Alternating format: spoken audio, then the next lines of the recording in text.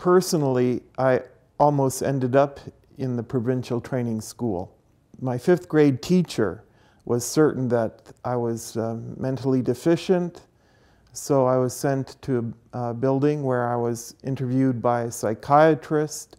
Fortunately, the psychiatrist gave me the option of answering the questions verbally, and in so doing, he determined that I might even be a genius. So that saved me from the eugenics program. I dodged a bullet on that one.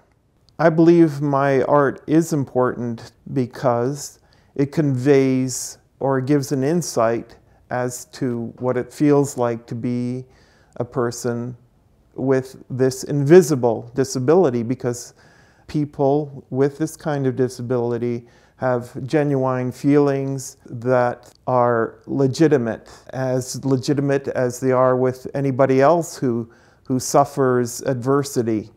So my symbolism pertains to the feeling of marginalization and alienation that many of these kids feel in their environment, bullied by teachers, bullied by others. Some of it is autobiographical, like the Drain Brain painting. Ironically, people, knowing that I have a degree, thought that I could sail through the most menial jobs. Actually, it was just the opposite. Like I was in a newspaper thing as a layout artist, and I would always get format sizes confused because I get sequences confused. Similarly, as a security guard, I get things confused like addresses. And so people would start screaming at me saying, you're a bloody moron and you always forget things, and sometimes people just lose it with me and call me colorful names that I cannot repeat on the camera. Everyone thinking that I was mentally deficient, this was of course in primary school, had a special fielder position for me, and so they would have me crawl through, go through a hole in the fence, a square hole in the fence, and I would stand on the road.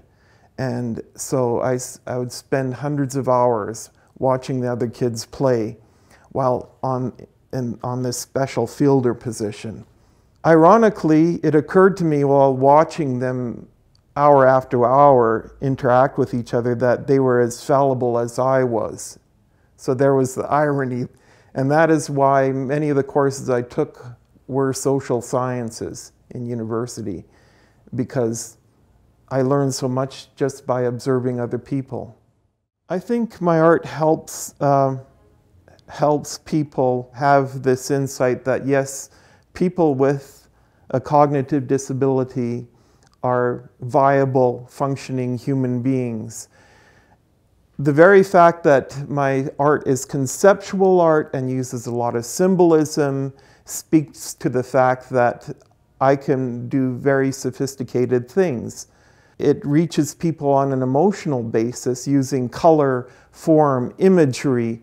I think I have the best of two worlds. I can speak with them without lecturing at them through my visual imagery.